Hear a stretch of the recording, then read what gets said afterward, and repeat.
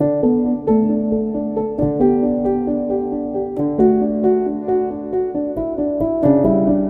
morning, everybody. Just admitted a group of students into this session. So my name is Philip Curtis, and I'm Director of Admissions in RCSI, and I'm joined today by my two very good colleagues, Dr. Brian Ryan, who's Program Director, and Professor Judith Harmey, who's the Deputy Program Director of the new BSc in Advanced Therapeutics, or ATT for short, as I call it today. You're very welcome to this panel discussion, which will last for 30 minutes or so. This panel discussion is one of four taking place right now, the others being for students who are interested in RCSI's medicine, pharmacy, and physiotherapy programs. The panel discussions are live, but they are being recorded this morning, and this, along with the other panel discussions, will be available to watch as we will leave the on-the-day event on the college site for a number of weeks, so you can go back and dip into it as you so wish. If you post a question in the chat this morning, and you are invited to do so, and if your name is on your account, your name may be identifiable. So if you wish to remain anonymous, you might want to remove your name or just leave your first name. Alternatively, you can also turn on your microphone to ask a question, because we are a pretty small group this morning, and you know, we're keen to kind of keep this as informal as we can as well. So during this panel discussion, Dr. Ryan and Professor Harmey are available to answer any questions you may have about the ATT, which will welcome its first intake of students next September 22, this September 22. So please use this session as an opportunity to pick their brains and to answer any of the questions that you may have about the university, the course itself, future career prospects, etc. So Dr. Ryan and Professor Harmey have developed this course, so there's no better resource for you to have this morning. You know, answering your questions is why we're here. So please, you know, feel free to be as vocal as you wish. As has been mentioned in the Advanced Therapeutic Technology presentation this morning, and if you didn't see it, you will be able to go back. I hope that you did, but if you didn't see it, that too will be on the website for the next weeks. And I think you know, Professor Ryan, or Dr. Ryan and Professor Harmey did a fantastic job in introducing the program. Well, the program has been developed in collaboration with the national and multinational biopharm companies to meet the future skills needs of the biopharm and related industry sectors. The degree program was supported by the Higher Education Authority, who are the statutory government agency leading the strategic development of higher education and research in Ireland. The Human Capital Initiative is delivering targeted government investment towards increasing capacity in the higher education programs designed to meet future priority skills needs. In other words, the government are working alongside industry and have identified key skills areas where critical skills opportunities exist, and working with the university sectors are developing a range of new courses to ensure that Ireland develops graduates to fill these opportunities. This course is one of those courses and presents a wonderful opportunity for a new type of science graduate. And there are enormous opportunities available both in Ireland and overseas for future ATT graduates. So I see some questions coming in already, which is fantastic. So Ben or Judy, if you want to jump onto that there, I have some questions as well primed just to kind of keep things moving along. So I might kick on in some of those as well. But the first one there is from Louise. Are there any specific requirements in this course, such as having done either biology, physics, and/or chemistry in the Leaving Certificate? Thank you very much for this question, Louise. So first of all, I would draw your attention to the requirements that are posted both on the CAO and also on the actual website of the university, the admissions website, for the comprehensive detail. But what I would say to you is one of the things that we do require is a H4 level in honours maths. And the reason why we've put in a H4 for honours maths is that with the world of healthcare moving more towards precision medicine, a significant component of this program looks at computational biology. So bioinformatics, some statistics, towards the end of the program, also things such as machine learning, for example. So for a student to be successful on the program, we have put in a requirement of a H4 in maths. So that's the main, compared to the other programs, that's the main differentiator. It's a requirement for a H4 in Leaving Cert Maths. And that's, as I said, has been introduced to make sure that the students, when they come onto the program, are best prepared to succeed on the program and to enjoy the program and to benefit from the program. Will I take it? Yeah, Judy, if you want to take a second, I might read out the question just for everybody just to have it. Okay. The next question was, how might the job roles differ for graduates in this degree compared to graduates in other science degrees, where they might also be working with new technology and be at the forefront of research in new medicines? I guess the job roles might not necessarily be different, but what is different about this degree is that we've built in basically modules to equip students with the skills to succeed in industry. So we spoke with industry, discussed what the skills are that they want from students. So things like critical thinking, communication skills, team working, leadership, creativity. And so students will be equipped with all of those skills and hopefully then highly desirable as employees. There's an 8-month work placement in year 3, and that gives students an opportunity to see what the areas are within the biopharma industry that they could go into. So it's hard as a student to really appreciate the range of opportunities and departments within a pharmaceutical company. But by spending 8 months as an employee, you get a flavor for the different areas and what you might like to go into. Likewise, the industry that you're placed with gets an opportunity to see you and how you work and what skills you have. And so, if you like, in a way, it's an extended interview where you get to find out about the industry and the industry gets to find out about you. It would, of course, like any kind of primary degree, equip you for roles in things like management consultancy, diplomatic service, government service, where the requirement is for a primary degree. But the 8-month work placements are within the biopharmaceutical industry. Ben, do you want to add anything to that? Yeah, I just might add 1 or 2 additional points. So when myself and Professor Harmey created the curriculum, we were very much cognizant of what does industry actually want from a graduate. So in the year 1 of the program, we introduced you to a broad range of the scientific disciplines. So you started off with biochemistry, pharmacology, microbiology. You also start to look at things such as gastrointestinal health, but remember what our program is focused on is development of new therapeutic technologies.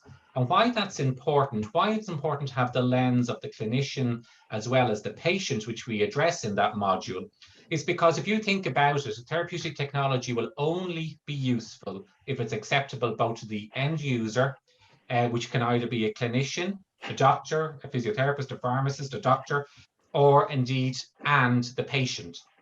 So we're very cognizant of that. Also in year 1, we start your professional journey as a professional scientist. So that allows you time within the curriculum to develop skills around reflective thinking, reflective writing. It allows you to think about the professional identity of a scientist. It allows you to start to grow in that domain. So you'll get skills such as scientific communication, so communication with peers or communication with the public. And we've seen how important that's been, say, for example, recently when we've been trying to provide scientific messages regarding vaccination, for example, to members of the public in language that everyone is able to understand and engage with. So that we also will be doing as we go through the program other important scientific issues such as how do you write a scientific paper, how do you read a scientific paper, developing skills around understanding the research ethics that go into conducting science appropriately, safely, and also any legislation that's important in that context. When we move on to year 2, we're very cognizant of starting to grow and deepen your knowledge, not only in the context of the fundamental sciences, but also growing in computational biology capabilities, recognizing that a lot of the new therapeutics will be developed based on harnessing computer programming, for example, and understanding DNA sequencing to a greater extent. So we're moving away in the future from a therapy, one single therapy that's given to all, more to precision medicine, which is really about a particular patient with a particular condition, with a particular genome or set of physiological circumstances, that you then can develop a particular medication for that individual. When we talk about how the program might differ from maybe other programs that you may be considering, we've also inbuilt within this program some key modules that are there to develop your transversal competencies. So those are what used to be called the soft skills and now called the power skills, but it's all about building your competency, not only as a scientist, but importantly as an effective leader, worker, scientist within a workplace environment. So we have other modules that would be very beneficial to industry and make you quite a competitive applicant upon graduation. And that would look like giving you skills around project management, for example. So everything in industry or in the workplace is a project, and we'll give you tools around that. We also have some exciting modules on enterprise and innovation. We've also got some really a nice module on leadership. So what are the skills that you'll need to be able to be a leader when you're out there in the workplace? Professor Harmey has also mentioned to you the importance of the work placement. I'd just like to re-emphasize that. It is an 8-month work placement within any of the domains of the pharmaceutical industry or related industries indeed. So for example, you could be thinking about that you want to work in the area of connected health. So for example, connected health is where we look at medical devices, for example, or wearable technologies, which you can see is becoming more and more important and will become more important as we go forward. So there will be a diversity and a big diversity of placements, which means that for any individual student, there will be a place that will be attractive to you, given your own personal preferences and where you want your career to go forward. Yeah. And in terms of the number of students, we'll be taking up to 80 students this year for the first intake.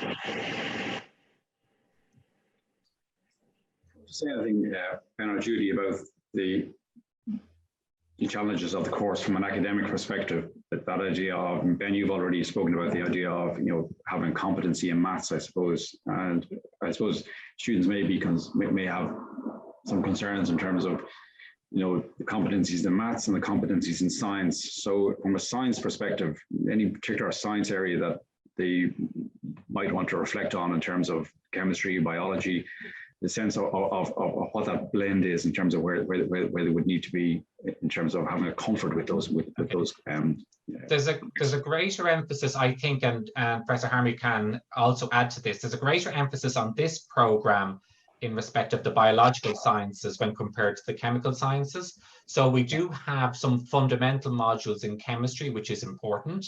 We also have modules on, the scientific term is called pharmaceutics, but actually it's drug delivery.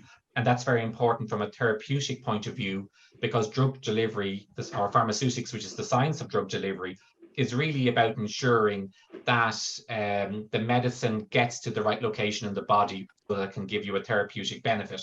Good example is, for example, an inhaler that you would see used for asthma, whereby it's inhaled into the lungs, where it can act directly on the lungs to facilitate breathing.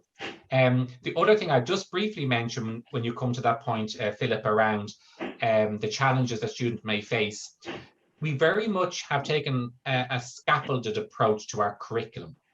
So it's a spiral curriculum. And what does that mean? It means that we recognize that in year one, we introduce those topics at a very, I suppose, basic level from the point of view of facilitating students transition from second level into third level. And then as the program goes over the next number of years, we revisit some of those concepts at greater levels of complexity.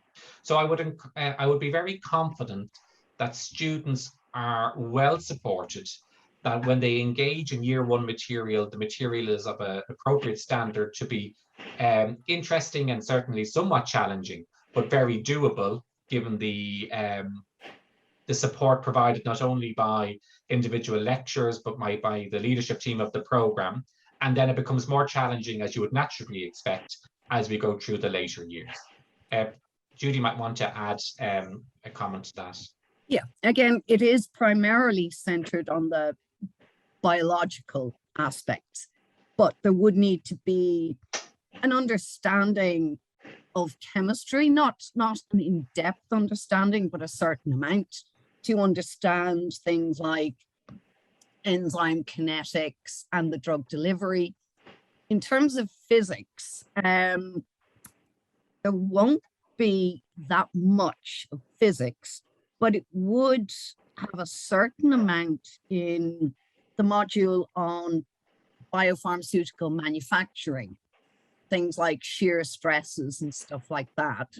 But that should be easily understandable to a typical science student. And the maths requirement is simply to ensure that students are well placed to cope with the computational biology and the statistics that are required to analyze kind of big data, the data from the sequencing projects. Yeah, but I guess the important thing is that there's no specific science as a course requirement, so you don't need to have studied physics in your Leaving Cert or chemistry or biology specifically. So you're building on that. No, yeah, it's just the usual matric entry requirements for the program, Philip.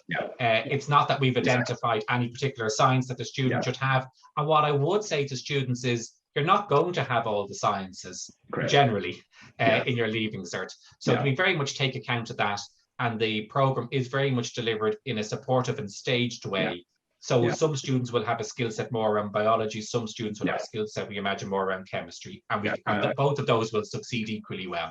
And I think that's a really important message, that the material is delivered to the students in the course. It's not a requirement that you have either physics, chemistry, or biology as a core entry requirement. So that's a really important message for the students. Can you talk a little bit maybe about the postgraduate side of things? There's an increasing sense nowadays, I think, among a lot of students, that when they finish their undergraduate BSc degree, they want to run in and do a master's directly after they qualify. You just maybe talk a little bit about that, because I think this course with the 8 months internship or 8 month job placement and so forth, I think a lot of people will go directly into careers on completion of the program. Indeed, some may be offered opportunities as a consequence of their placement. Can you talk a little bit about, if students want to do a master's afterwards, whether you would recommend that or delay it, or talk a little bit about that if you would? We would envisage that significant numbers of students would actually receive a job offer arising out of their work placement. But again, like any BSc, students finishing this degree would be well set up to undertake a master's or even a PhD. We've spoken with a lot of our PIs, principal investigators within RCSI, and both Ben and I have run research groups in the past. And everybody feels that students coming out of this course, those transversal skills that we keep talking about, would actually serve them very well as research scientists if they chose to go on to do a PhD. And in year 4, there's a 3-month research project, a lab-based project. So again, students will get a feel for kind of lab-based research and what a PhD would be like. So at the end of their time with us, they'll have a sense of whether they want to go straight into industry, whether they'd like to do a PhD, or whether they'd like to actually further enhance their knowledge and skills in a particular area via an MSc. And under the HEA funding that we received, we've also developed a master's program that students from this could feed directly into if they want to further build their skills in a particular area. I might just add to that, Judy. So the master's in question is the Master's in Technologies and Analytics in Precision Medicine. But just to come back to an earlier point that was made, that you've made, Philip, I think sometimes students quickly go from a BSc into an MSc to increase their competitiveness, to actually get a role or a job that they may want. I think one of the benefits of this program is that it's a very broad program. You will have very much future-focused competencies in the sciences, but you'll also bring with you the strengths of those transversal competencies around the critical thinking, the collaboration, the teamwork, the project management. But also, I think you'll be able to, as part of your year 3 8-month work placement, be able to build your own professional network. And that's really important to leverage that with respect of a future job opportunity. Not only does it allow you an opportunity if when the placement has gone well with that individual employer, but you'll also have work relevant direct experience that you can talk to at an interview with another employer. Yeah, of course. So actually the benefit of the 8-month work placement can't really be understated. Yeah. And also those placements are very much, as you would expect, linked to the learning outcomes of the program. So they're all relevant industries, such as maybe some of them are large pharmaceutical companies, some may be more bespoke and niche pharmaceutical companies, smaller organizations. So again, it will allow each individual student the opportunity to consider, would they like to work for a large multinational, or would they have a preference for a smaller working environment and working in a startup, or a smaller company of say 20 or 30 employees? Yeah, it's the classic chicken and egg situation that many graduates often are challenged by. You know, they wish to apply for the job and they read the job application and it's, you know, previous experience required. And the student goes, well, hang on, I've only graduated, so I don't have the previous experience. But now actually you have your 8-month placement. You'll have some references as a consequence of that and some experience that you can speak to. So it's fantastic from that perspective. I'm just conscious of time and so forth. There's a couple of new questions there have come in. So Louise has posted another one there in relation to, is there a QQI link for this course as well? I think, I don't know if you could speak to that one, Philip. I think that there should be one if it's not already there. Yeah, so all of our courses are QQI compliant. So you know, we're a university with so we're headquartered in Dublin, but we also have universities in the Middle East and in the Far East. We're probably the most QQI university in Ireland. So certainly we would have all of those in place. So Lily Wu has posted another question there as well in relation to the need for coding. So Judy, Ben. We don't envisage that most students would actually have that coming into the course. So we'll be starting from scratch and then building up as we go through the course. So great if you have some background in coding, but again, likewise, it's not a requirement. We'll be starting from the beginning. There's one question there again about the research project. For that one, you'd be joining an existing research group within the college. And so the project would be within their area of expertise and interest, but there'll be a range of projects for you to choose from. And you can discuss with the PI then the specifics of the project within the existing research group. So as a 3-month project, there is not enough time for a student to develop a project themselves from scratch and carry it out. And to be honest, you will benefit from joining an existing research group where there are people with expertise in the techniques and technologies. I'm just going to come back to the coding question. So thank you for the coding question. It was a good one for us to clarify. So we don't expect that anyone will come with any coding background whatsoever. That's the first point. But just also to clarify the purpose of what programming would be present in the course. We have it's really about computational biology. So it's not anything other than computational biology. So it's programming in the context and the use of software in the context of precision medicine and computational biology, interrogating large data sets. So it's 3 modules out of the whole 4 years.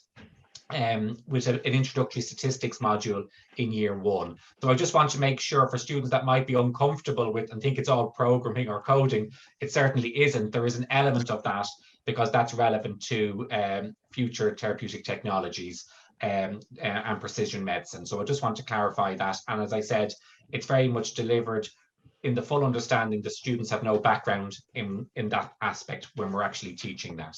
There is a question there about the work placement, and do you have the option to change the area?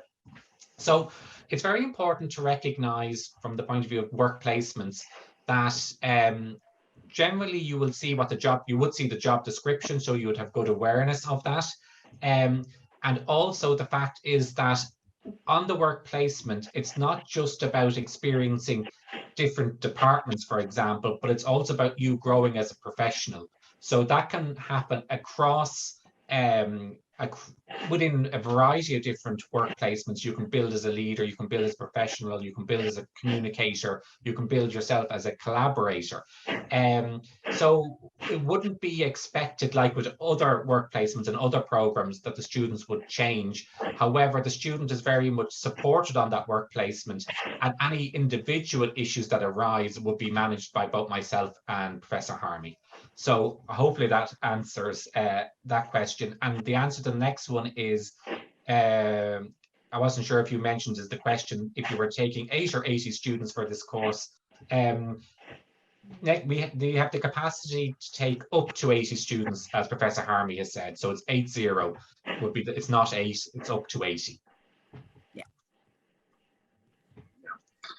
So look, we have about 5 minutes left. So if students have any questions, rather than us posting any more questions ourselves, if you have any more questions, we'd be delighted to take them from you. Maybe just as the guys maybe think about their last, what careers do you see graduates going into? Just go through that again in terms of the types of career opportunities that the graduates will have available to them. There's a whole range. They could be within, a drug development unit.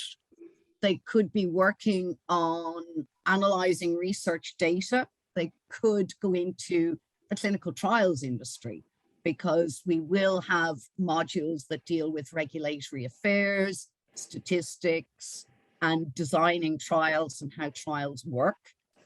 They could go into advocacy work, working for public patient involvement organizations. And then within the actual pharma industry, there's a whole range of things from quality control, marketing, technical communications, scientific writing, and then, as I mentioned, also all those careers where the requirement is for a primary degree. But those transversal skills like the leadership, critical thinking, teamwork, communication, they apply to essentially any career. They are fundamental skills. And when we were designing the program, we looked at skills reports and went to conferences with employers from a range of areas, not just the biopharmaceutical industry.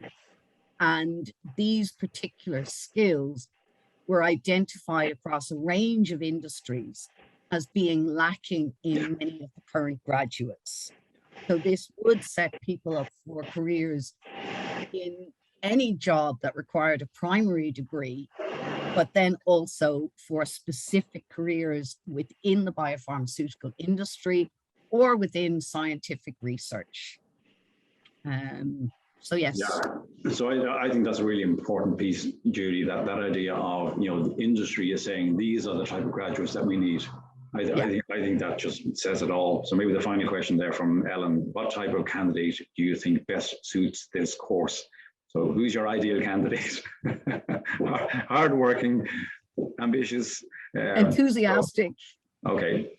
I think somebody that would enjoy science, somebody that enjoys the idea of making a difference to society, somebody that has an interest in healthcare, but maybe doesn't want a patient-facing role. And we've seen the huge, I suppose, benefit to humanity that the science of the vaccine science has brought us in the last 18, 24 months. Yeah. So really it's about a student that really likes science, would like to further our interest in science, has an interest in therapeutics and how science can be put to good use for society. And as you say as well, Philip, someone that's hardworking and that is hopefully going to, and thinks as well that they would enjoy the program. It's really important, I think, to also take a program that you think you're going to enjoy, that it may be challenging, but it's really, you see a good benefit to it from the point of view of your own career. And, you know, we're better than to do that here at RCSI. So we do hope that and we're sure that we will get really students that are really interested in making a difference, and we really look forward to welcoming those next September. Yeah, and just to add, our start point in designing the course was looking at what the industries and employers were saying they needed now and going into the future. So we envisage our graduates being not only equipped with scientific knowledge, but also those key skills, but adaptable, able to evolve and change as things move on as well. We'll just wrap up with these final two questions. So Aisling has a question in relation to, will entry be based on the CAO points? So certainly for EU students who are applying on the basis of leaving certificate or A-levels or so forth, it will be purely based on CAO points. And then the final one there from Mercy. Just wondering, will this course be helpful to somebody who's looking for graduate entry medicine? I would have thought yes, but I'll leave it to the experts. Yes, but just to say, you know, that students would still have to take the GAMSATs and meet other requirements for graduate entry medicine, but certainly the scientific knowledge and also those transversal skills Absolutely. would certainly be very helpful to somebody undertaking a career in medicine as well. Yeah. And certainly for people who are doing graduate medicine, it wouldn't be unusual as a postgraduate part of postgraduate training that they would have to do research as part of that. So certainly I think it would help them with that as well. Yeah. So look, everybody, we're over our time now by 2 minutes. So I'd like to thank everybody and commend the students for taking time out of their busy schedules to attend and do their research, because really, I think students who are successful in their courses are students who've looked into and have an understanding of the course that they're taking on, rather than going into it blindly. So look, I wish you well with the rest of your studies this year. It's an unusual time to be a student, that's for sure. So look, we wish you well with that.